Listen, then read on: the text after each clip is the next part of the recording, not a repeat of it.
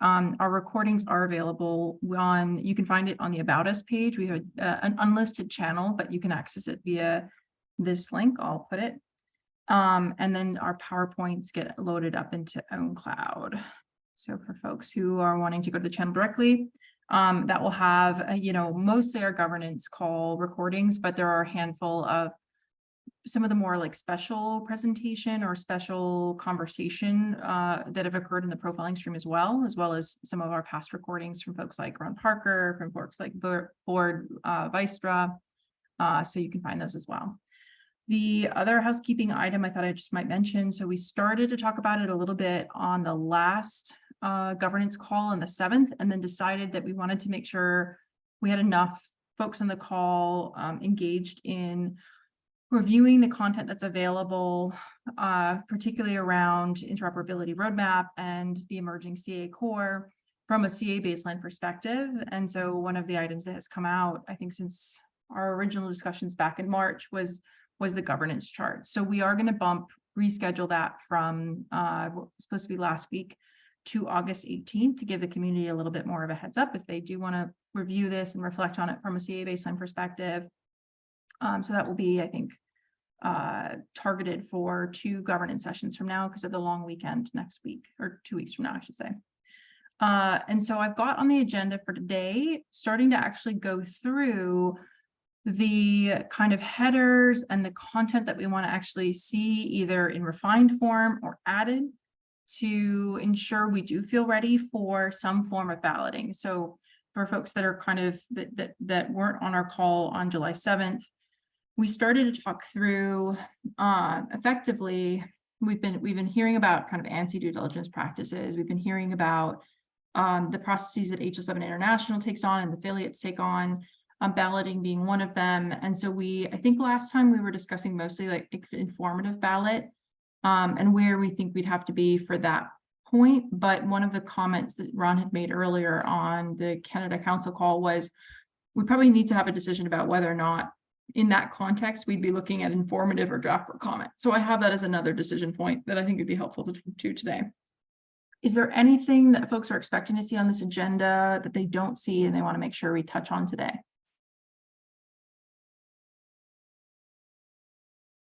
Okay, so just as a recap, I'm just going to actually just very quickly brief over. But effectively, after we had a special presentation on, I think, some of the ANSI practices, we started talking about, what our goals would be for progressing the maturity of our guide as a baseline, and what are some of the practices that we have available to us and standard kind of processes to doing that. And so we talked a little bit about, effectively the boundaries for an informative ballot and the processes that are outlined in the HL7 essentials for that type of engagement. And, as part of that, we said, okay, well, if it's our decision about when we go forward with this, how confident do we feel about where the guide stands today? Where would we need to have the guide? What's that bar before we felt confident going out to the community and saying, okay, we're trying to engage the community, I think, more intensely around this content, particularly in trying to refine it and make it more leverageable, across the variety of Canadian FHIR specifications. So we kind of set out effectively what we thought some of the additional pieces of the guide might be from a narrative standpoint, because I think largely we have a process that's ongoing through our profiling stream that tackles where do the profiles need to be? How do we get them to be use case agnostic? Sorry, was there a question? Maybe not. Might just be getting feedback on my audio. So the 3 kind of content areas I think that Elliot, you had outlined in our last call was narrative kind of around intent, use, positioning, narrative around terminology decisions, and narrative around our intent and process for balloting. And so, in thinking about how we go from where we are today to having enough content that we feel good about each of these sections and we don't feel like there are major gaps in what a community member that's not familiar with our history and hasn't been engaged in the past, what gaps would cause confusion. I've just got this basically pulled up today for us to start going through, you know, effectively what, which of these we need to ensure has additional content in the guide, and starting to talk through like, how do we actually start writing that, and how do we determine, you know, who is reviewing it, what's the level of detail that we need. So I thought I might start with a flyby of what we currently have for narrative in the guide. And then maybe we can dive into, so like, which of these is really critical? Where does it fit to create that kind of outline? Does that make sense for folks? It does. Do we have any sense of how soon we need to get this done? Not from our end, I think. I don't think there's an external deadline. I just No. was wondering, you know, because we can iterate on this for a long time if we, depending upon how much work we want to put into it, but we may want to time box some of it. So what do folks think? I mean, should we time box it? And if so, like, what should we set that time box at? At least a time box for, okay, we've done the refinements. Are we comfortable? Yeah. I mean, I don't know, when is partnerships in November, right? Is that a reasonable, like, I don't know what the reasonable deadline is, but I suspect that if we don't set ourselves a deadline of this year, next year, 3 months from now, 18 months from now, we'll just keep cycling, right? I saw a thumbs up in the chat from Tom. Are there like thoughts on what type of deadline we'd want to set?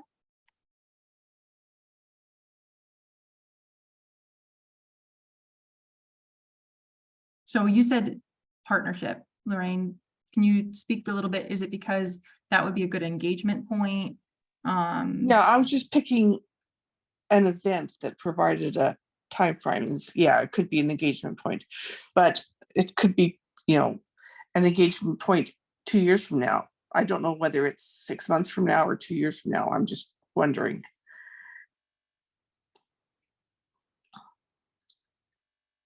And that may be something related to HL7 Canada's goals about when they want to do some of this.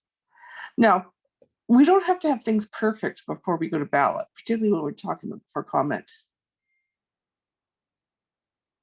So like, does it make sense for us as a practicality of this exercise to say, okay, if we were gearing for November, what would the November bar look like for this? Or do we want to approach this differently?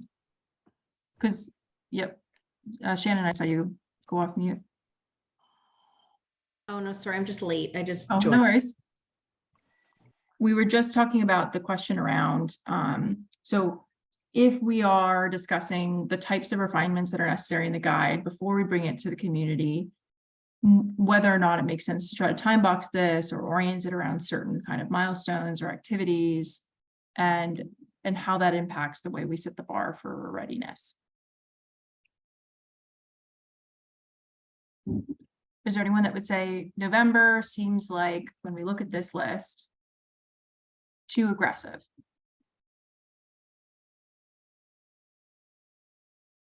We won't get everything in that list done for November. I'll almost guarantee it. But that doesn't mean that November's not a good deadline for a check-in. I don't know what's appropriate is my point, but I think thinking about how much we want to do and when we want to do it by is useful regardless. And that might come out of the later discussion. I don't know. Yeah, Lorraine, I agree. It might be, I mean, does it have to be a one shot? Like, No, it doesn't have to be a one shot. yeah, we could say November and then have a discussion and then set a target for refinement. Yeah. January or something.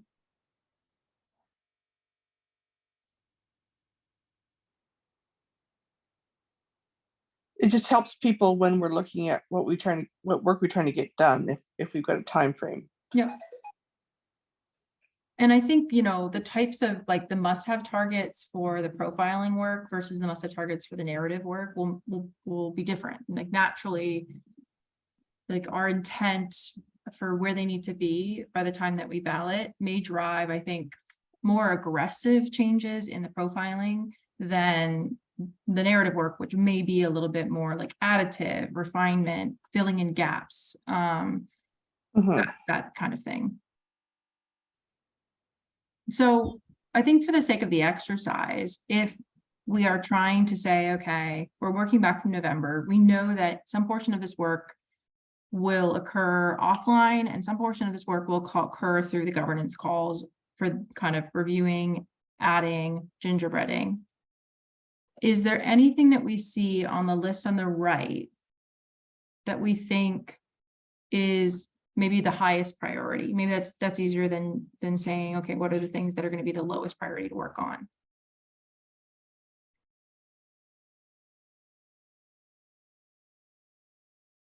I think, yeah, some parts of this we may want to flesh out a little bit more because it may change your answer.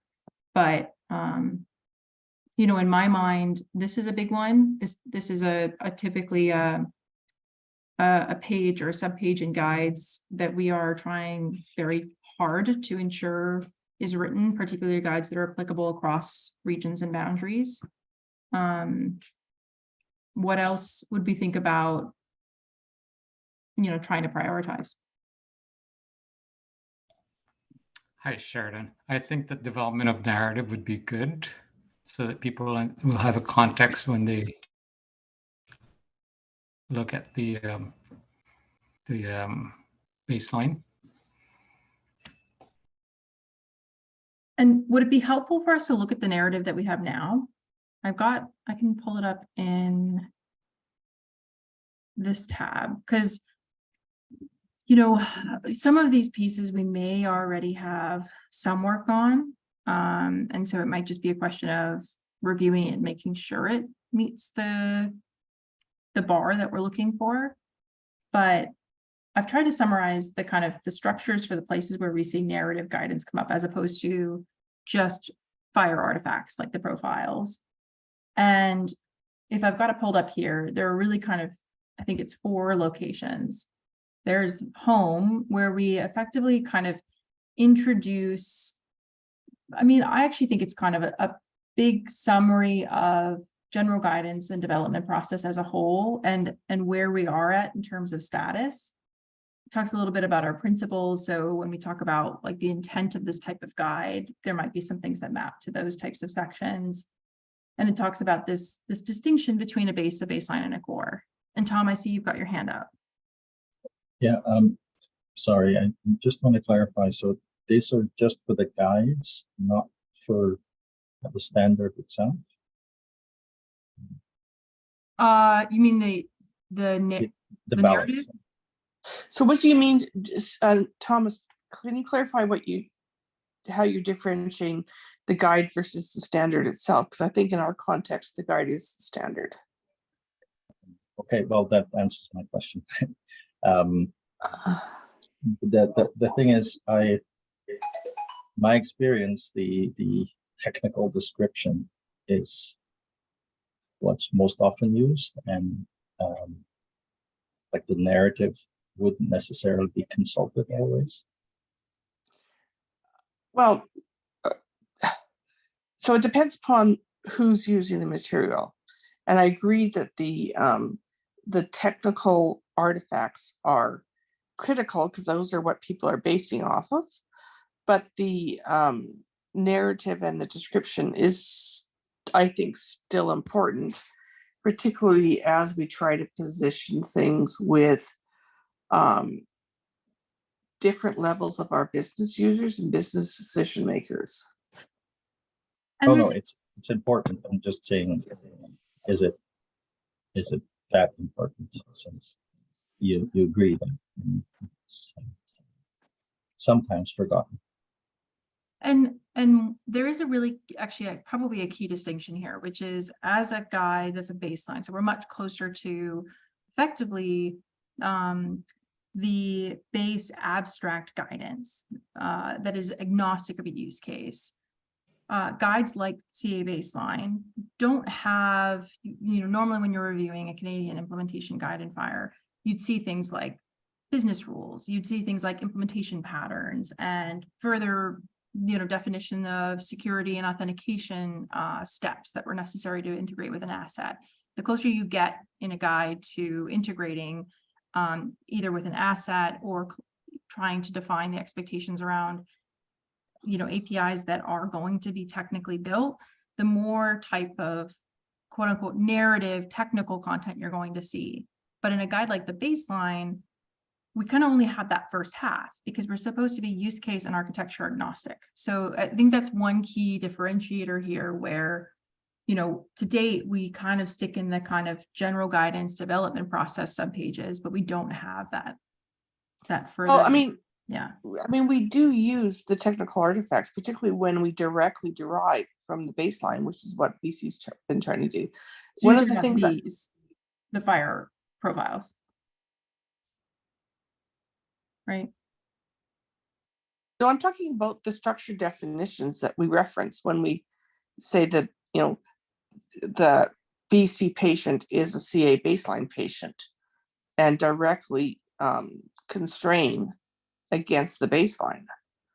One of the things I'm just noting as I'm looking here is that this missing that's in a bunch of technical guides, and it is in our terminology bindings in the baseline, but we don't explicitly reference the relationship to the the Canadian URI registry and where all our naming systems are. So let me add this. So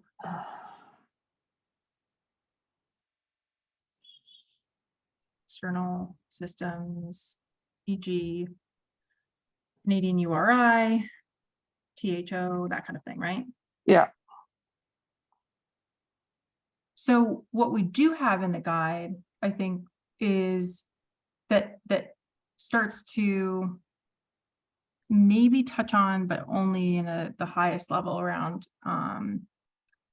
terminology would be, I think, in our development process where it talks about the development of the profiles themselves.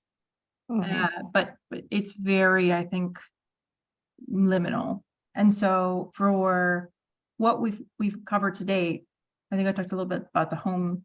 We've got, actually, let me start on general guidance and then I'll go to the development process. So we write quite a bit about must support and how to understand must support in the context of this particular type of profile and what it means. And that's a requirement of implementation guides, is to express that. So, and particularly challenging for bases because of the potential relationship that incurs on downstream implementers.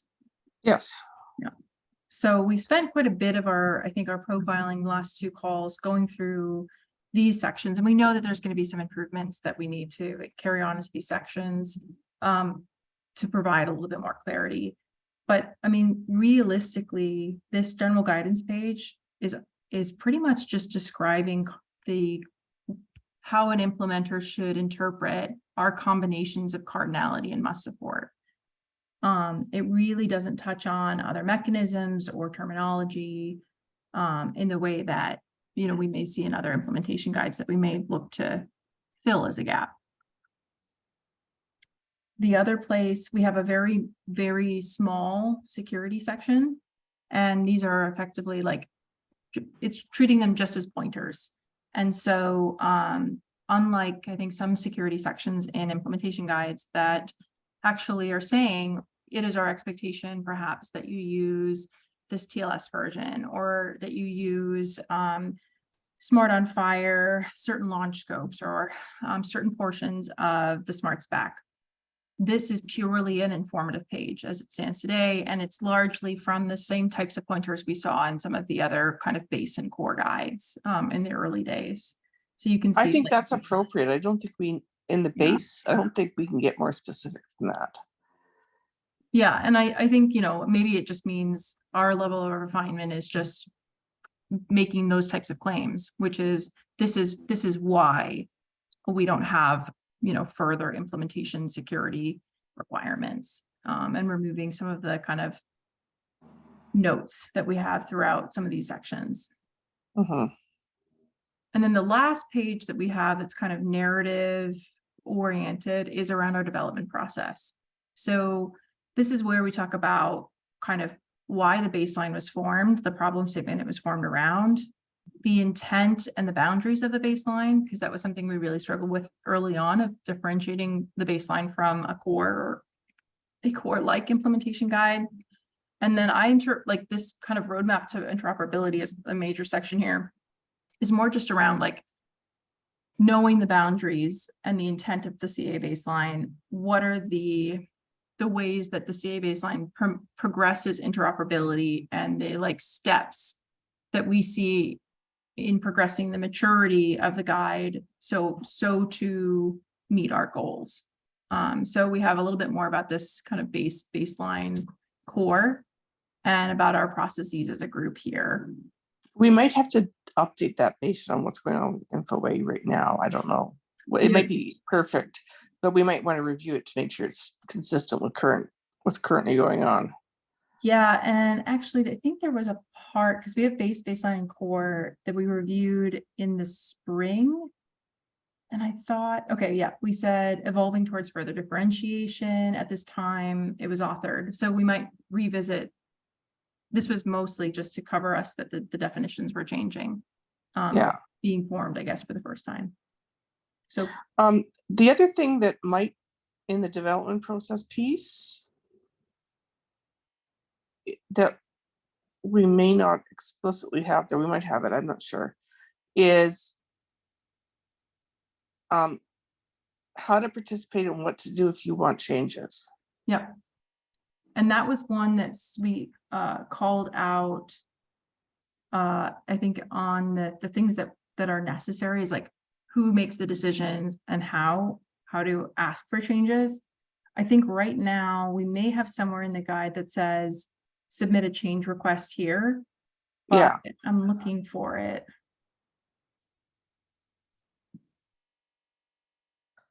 Okay. So even this needs to be updated a little bit, because our community issue log has been changed over to FHIR. Yes. Well, actually, hold on. This is a historical development process. So this was true. We probably will just need another header around. What's current? Yeah. Yeah. So, but anywhere else that we want to just make sure that we drive into before we start talking about and where do we need to be? So we've got our process for development and for a review up until the due diligence process, and a little bit about our interpretation of the FHIR maturity level and how it's applied to our. Have we adopted the international FHIR maturity level stuff against ours, or? We have, but we adapted it somewhat around implementation. Because it's not a directly implemented artifact. So I think maybe that's because when we came up with the definitions in the guide, we looked at the FHIR maturity model and then tweaked some of the definitions based on the types of working groups that we host versus the HL7 international working groups.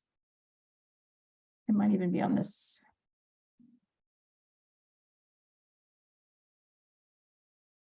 Yeah.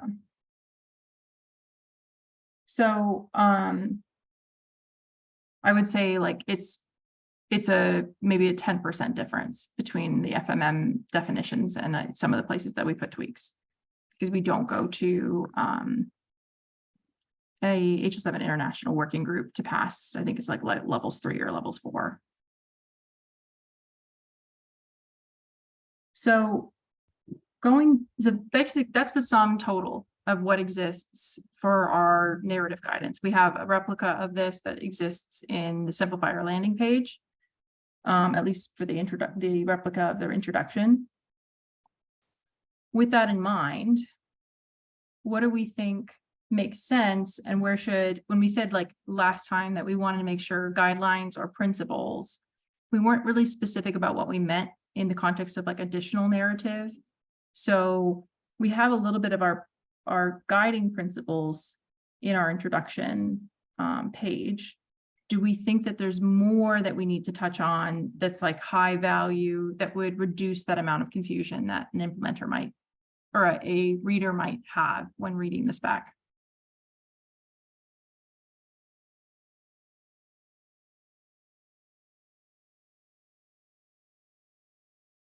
I think, Elliot, you were the one that brought these two up originally. Is there additional context for like what guidelines for something that would help? I see Thomas, you raised your hand. I think when we were talking about guidelines, it was partially, where does this fit in, into the national standard scope, and what we expect, how we expect it to be derived from, and yeah. Either that or it was, oh, no. It was about the approach we took. Yeah. Yep. Alignment and reprofiling is good to do within the positioning. But I think it was the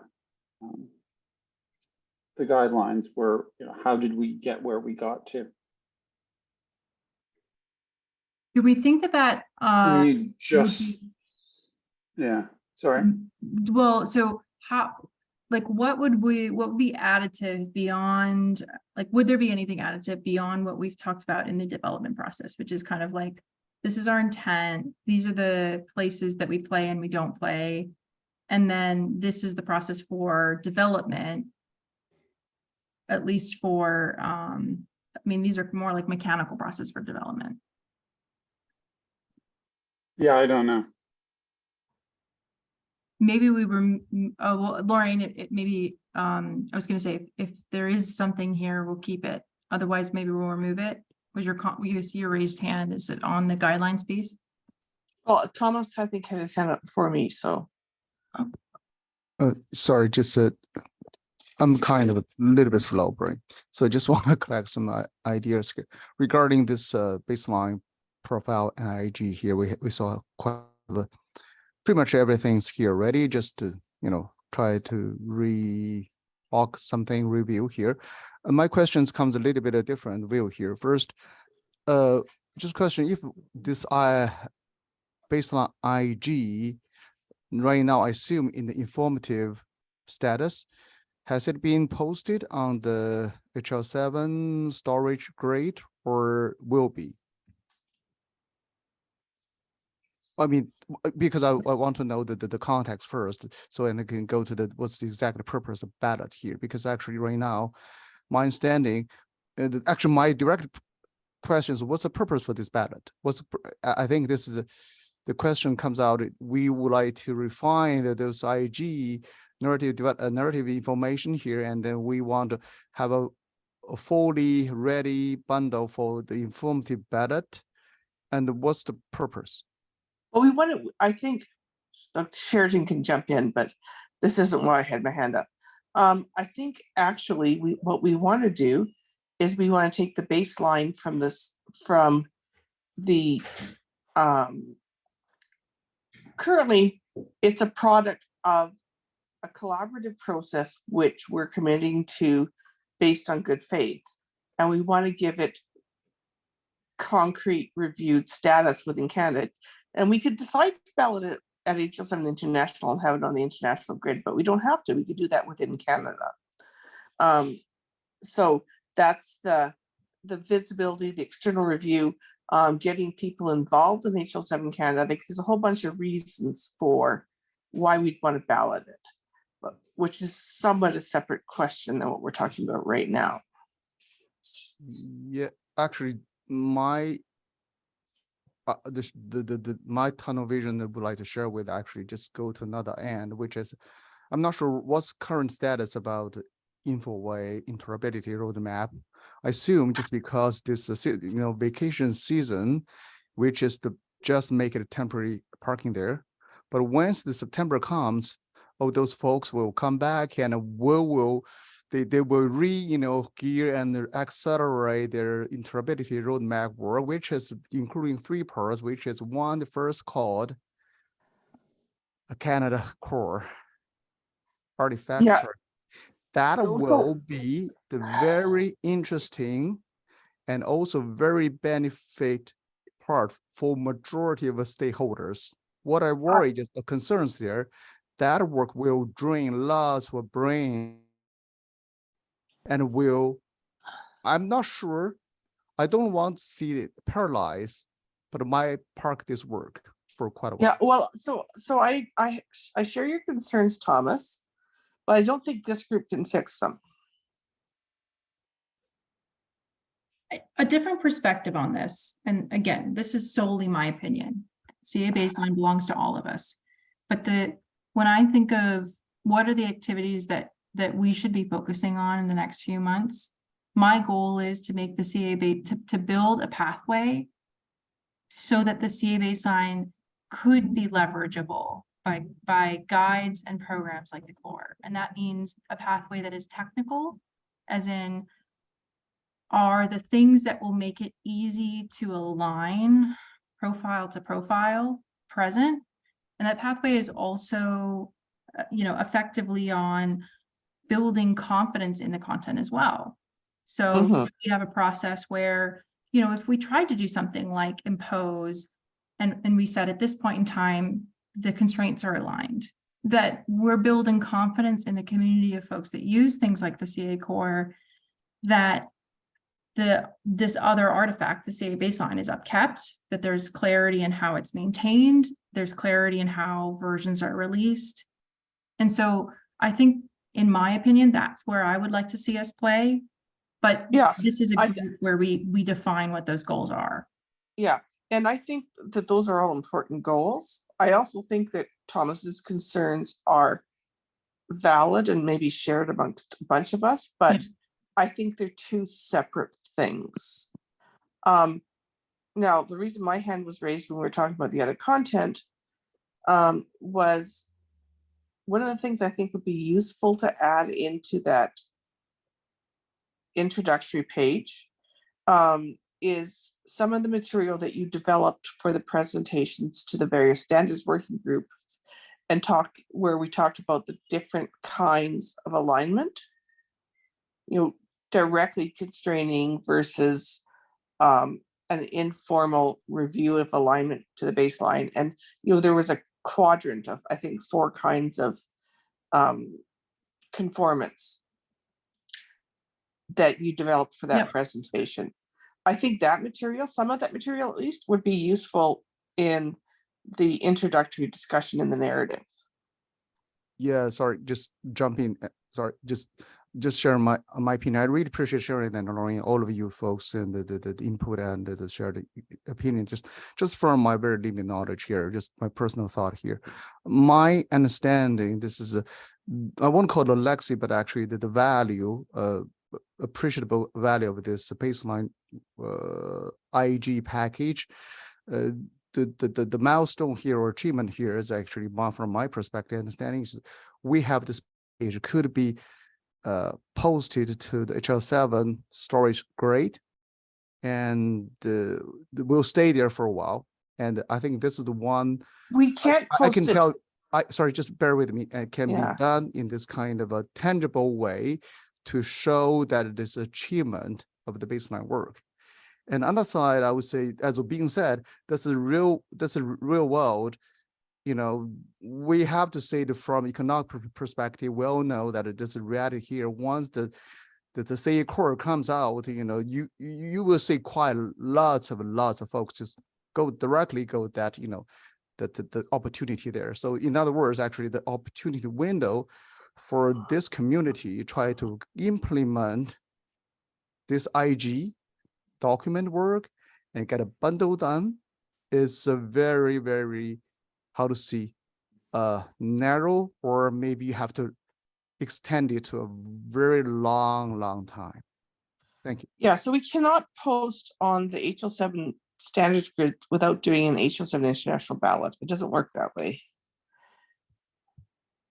I think, sorry, I just skipped this this steps. That I think this is the reason why we want Yeah. to review and get a bundle ready and for the review ballot review and which is a informative ballot review and get approved and then upload there. So I think that's Yeah, the but, process. My but, understanding. so we're talking about a Canadian ballot, not an international ballot right now. Now, we could do both, but we're talking about doing one in the Canadian context, not necessarily an HL7 international ballot. The other thing I'll point out is that we currently do post our packages to the implementation guide registry that many of our technical authors use as their grid for understanding what Yes. implementation guides are out there. So that's just something we Yes. already do. Yeah, they're there, but they're not on the standards grid like Thomas is talking about. Thank you for your information clarification. Thanks. Yeah. Elliot, I saw you go off mute. Not intentionally, Oh, okay, sorry. or I already was. So that was about transparency as one of the intent, and transparency, I think, within HL7 international communities and products. We talked a little bit about authority and confidence, in that the work that we've done to date is more mature than just a grassroots standard that's developed haphazardly. And we talked about the intent to get more external eyes on things. I put in maybe the folks that haven't interacted maybe intensely with it. But does that answer the questions? Like, is there more around the intent that will help shape like where we need the guide to be before we choose an informative or draft for comment ballot? So we're sort of jumping around here from what we wanted the narrative to why we're doing things. Yeah. So my brain hasn't caught up. So are folks comfortable enough with our intent as stated to go through the rest of the exercise with what should be in the narrative as a must-have? Is anyone not comfortable with that? Probably should have done it as a refresher if I was thinking about this a little bit more structured wise. Okay. So then let's go back to the components of the narrative that we think are really, really critical for inclusion that are true gaps. So I think one of them, actually, I think I might have misplaced these. So it's like kind of like guidelines for use, because that's distinct from, so when Lorraine was referring to the quadrants, those were technical alignment mechanisms that we were exposing to the community for, here's how you utilize baseline artifacts and what some of the considerations for why you would choose one method over another. And so that would be things like alignment, reprofiling, it's essentially, implementation guide depends on. I added one here because I think it is promising in the space and we probably should evaluate it and include it, which is the impose profile extension, because we have more mechanisms available to us today than we had when we originally started doing that deck. But discussing how projects would, the different ways projects might use the baseline is, I think, useful.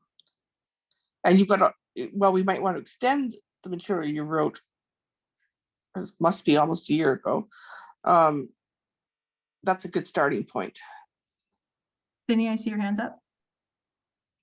Yeah, regarding the second bullet under the development of narrative positioning, are we able to articulate or mention some specifications, jurisdictionals, or even pan-Canadian that have sort of used the core, or sorry, the baseline that may help, show the value add of this?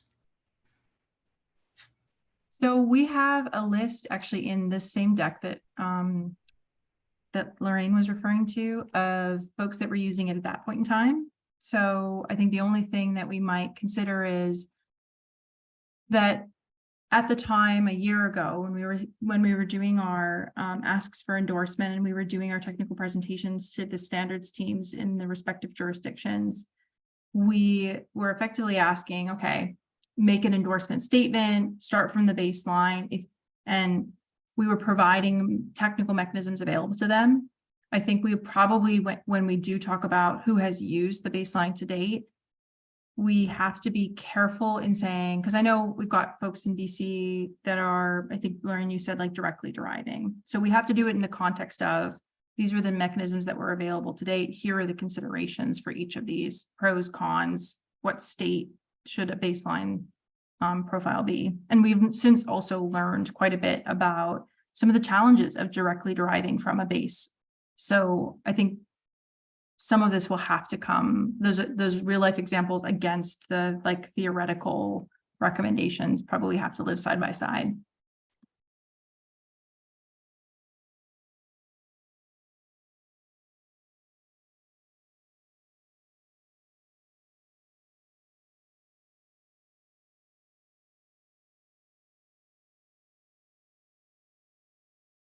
So I think we've got like a number of claims that we could probably put here. Particularly implementation guides like the Pan-Canadian Patient Summary, the PS Ontario, the Ontario Patient Summary, PHI Access, a number of guides that are both provincial or jurisdictional, as well as Pan-Canadian, that have made some of these claims, at least around informal alignment, that we can leverage.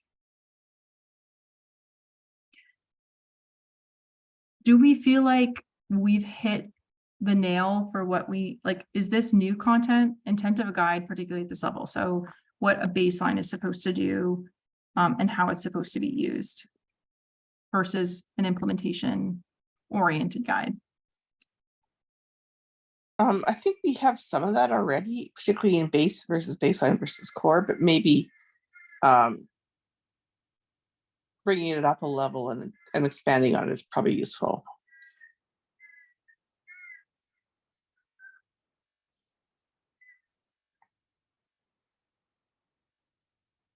And for the ones that we've talked about so far, are these things that we think, because given that some of it is leveraging content that we have, that it would make sense to try to go through and add as part of our governance stream calls as we go along, or to break it off and ask for volunteers for writing some of this content or reviewing some of it? Okay, is this the role of the governance stream to actually do the writing, or is it the role of the profile stream to do the writing? What do folks think?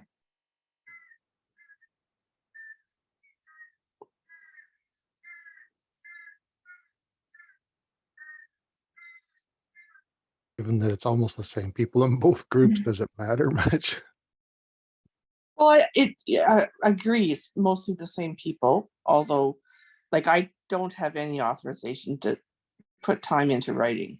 But I do think we need to be careful about mixing governance and decision making with doing. And I think we tend to blur that line a lot in this group. So that's the only reason I asked the question. From a practicality standpoint, one piece I might throw in, which it's not around the divide that you're referring to, Lorraine, but it is around, so at least for the next couple of rounds for the profiling, our focus is going to be actually changing the structure definitions to be more leverageable and using the processes defined in the governance stream to do that. So if we do say, okay, well, we're shifting that to the profiling calls, what that means is we've got, every 2 weeks now competing time for 2 major activities that are both necessary. Yeah, and I agree that that's a consideration. And I think what you're doing on the profile, I've been away on holidays for a while, so I missed some. But what you're doing on the profiling calls in terms of the structure definitions, things is the priority for the profiling calls. So that may mean that this work happens here. I was just, asking the existential, question. Yeah, and it may be more driven by need as opposed to like process. Or yeah, the intentional process. Unless there's folks who, unless unless there's folks who say, okay, I'm gonna raise my hand and I think that we'll be able to do this offline or as a different call. I think we have to look at the time that we have available with the folks that we have. And try to set the bar there. Yeah, that's the practical reality. So would anyone not be comfortable with us, carving out time in the next couple of governance calls to try to take the content that we have? At least these first three, we know we have existing content. It's just about reformatting it from a PowerPoint into the actual guide and making sure that it's at the right level and it clears questions rather than creates them. Do we feel the same way about these? I think this one is probably the most governance oriented because this is something that if we're talking about processes that are different from our existing community issue process, then that is something that still needs decisions made about it, which would put it squarely within the philosophy of the governance stream. Oh, yeah, the one that you've highlighted is squarely governance. And so is it more important that we focus on these in the next governance call than working through the motions of getting this content in? Do we think we are at the place where we could answer this and we could form a response around, how do changes happen if we get feedback from the ballot? Well, I get it's personally I'm torn because there's the relationship with what's going on with the info and the roadmap and how that will affect us. So I don't know if that changes things. If you take that all out, yes, it makes sense to discuss that. I certainly get questions from stakeholders about this topic and what, how do changes get made and what happens, et cetera, et cetera.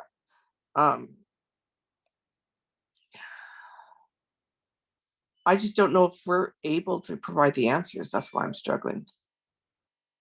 So the answer that we know and have documented today around how do changes get made pre a ballot step is they're flagged in our community issue log on FHIR.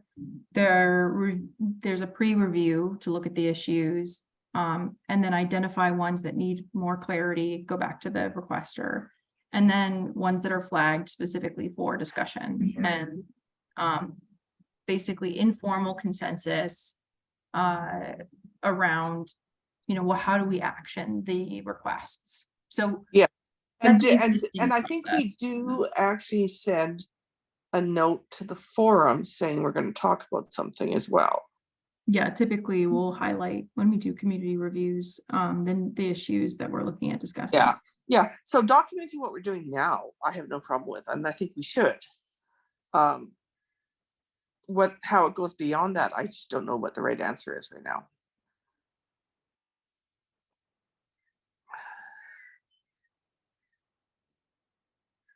Do we think that if we got to this, that would be enough to meet our intents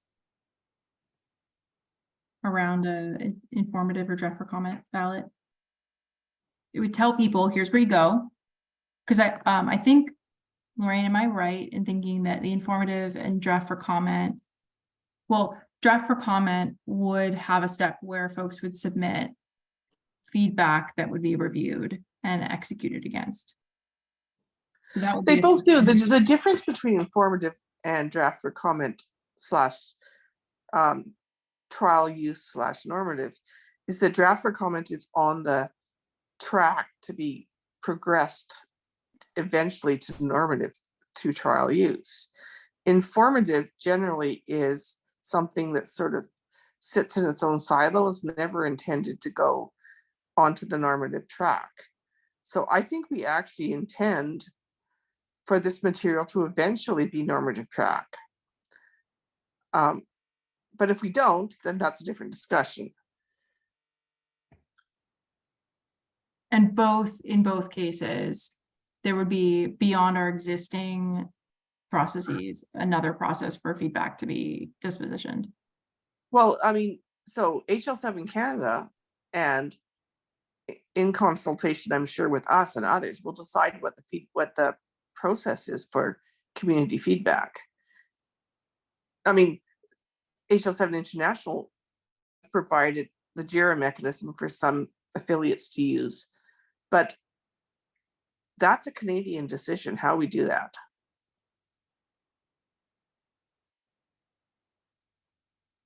We have to have a process and we have to get feedback. We have to respond to it. But how we work out how that is, it's up to us.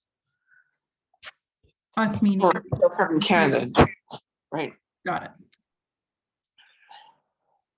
And so, like, I know Ron's, I don't think he's on the call today. No.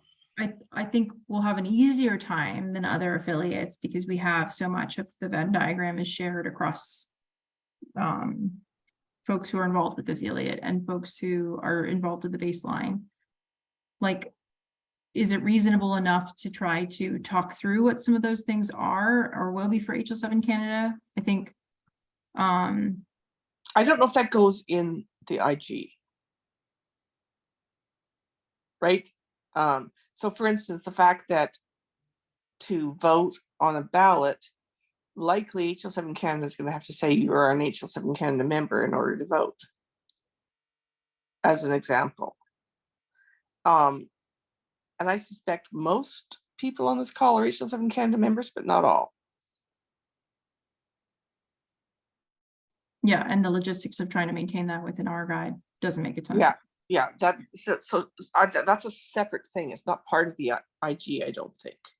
It might be, it might end up in a notes to balloters or something, you know, as we're ready for ballot. But I don't think it's IG content. So effectively, I think we can answer how did change happen currently and who is involved in making the decisions for changes. But Yes, purely from the standpoint of our process for the community issue log. yeah, Are folks comfortable with that? Basically to say, you know, we may seek to ballot, but on a day-to-day basis, these are how we collect And- feedback and and- disposition. and note, you have to have a simplifier login in order to make comments. Yeah, Yes, we've had that discussion with them before. But it's still the truth today. You need to Yeah. request a simplifier login in order to make comments. Shall we think about the Google Doc option?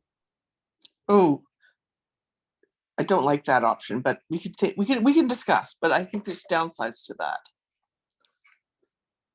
yeah, I know we evaluated GitHub and Simplifier in the past for specifically our community issue, and it was a reason for moving away from the GitHub issue log.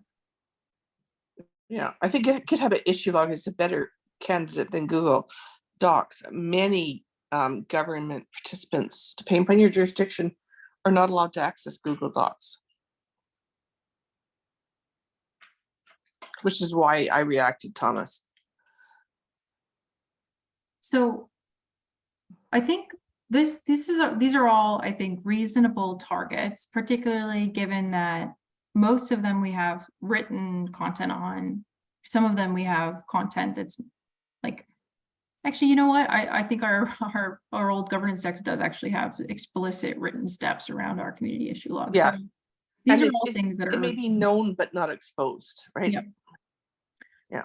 what about the terminology use in decisioning? So this is, I think, a place where we're going to have challenges because, you know, we had principles around constraints, but we don't have as much documented around how a certain stream leader and the members of that substream that we're working on, like entities, or that we're working on the medication profiles or the clinical profiles. Like a consistent set of documented practices for how a terminology was chosen, other than typically the first go-to was to look at the available subsets on the Canadian terminology gateway. So we may just have that as kind of existing process to include. I know the question came up in the last session, which is like, given that some of the terminology has been updated, and given that we don't have a ton documented about that particular process, if it makes sense to try to preemptively address and try to do some refinements in that space as well on the profiling side. Well, and HL7 International just released guidance on code systems and value sets and implementation guides, and when they should be within implementation guides and when they need to be in THO and that kind of stuff. And so that guidance is new compared to when we talked about the initial stuff. I think a lot of our terminology is being bound to what we were already using via the terminology gateway, which was frankly a child of what used to be the master terminology worksheet back in the FHIR days. And the reality of using that stuff is fairly pertinent, because a lot of our systems, our legacy systems, are using those terminologies, right? So yeah, how do we get to where and how strong? So there's a difference between, the other thing is that we tend to conflate the difference between defining the value set that's against a code system and the binding and the binding strength, which is used in a Right. specific context. Because, you know, in, for instance, in the registry practitioner role, we might bind stronger to the list of specialties that we currently have that's in Terminology Gateway than you might in another context when you're talking about a healthcare service referral order or something, right? So the binding strength is in context. So a lot of that is not necessarily appropriate for the baseline, right? Because that's use case specific, but the value set definitions might be, right? So we need to, I think we need to think harder about that. And then, yeah, how implementers use it, I think binding strength probably plays a little bit into that, but you know, on that front, well, maybe this is where the THO goes.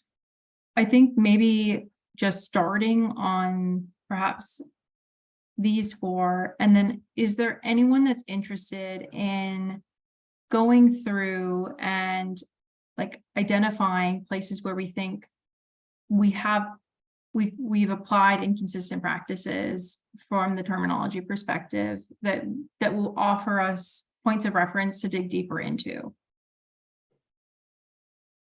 Just quick comment here about terminology side. At least I'm not a terminology folks, but I did attend InfoWay Terminology Working Group. There's quite a lot of expertise there.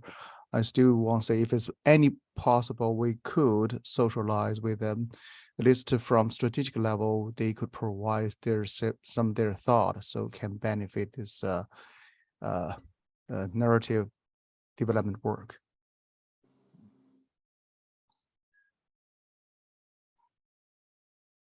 So like,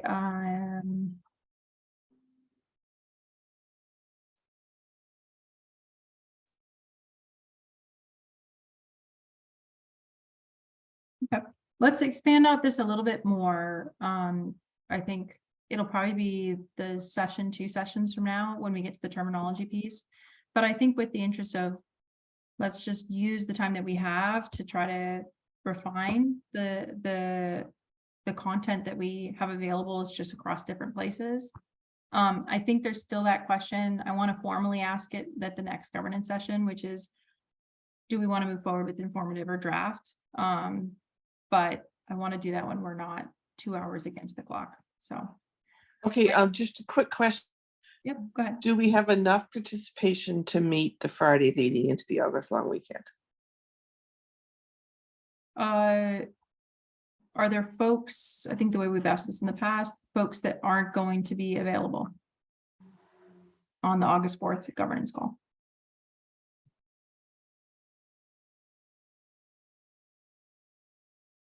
Sounds like we're meeting. Yep, okay. So we'll see the governance folks 2 weeks from now and the rest of the profiling folks next Friday. Thanks, folks. Cheers. Thank you.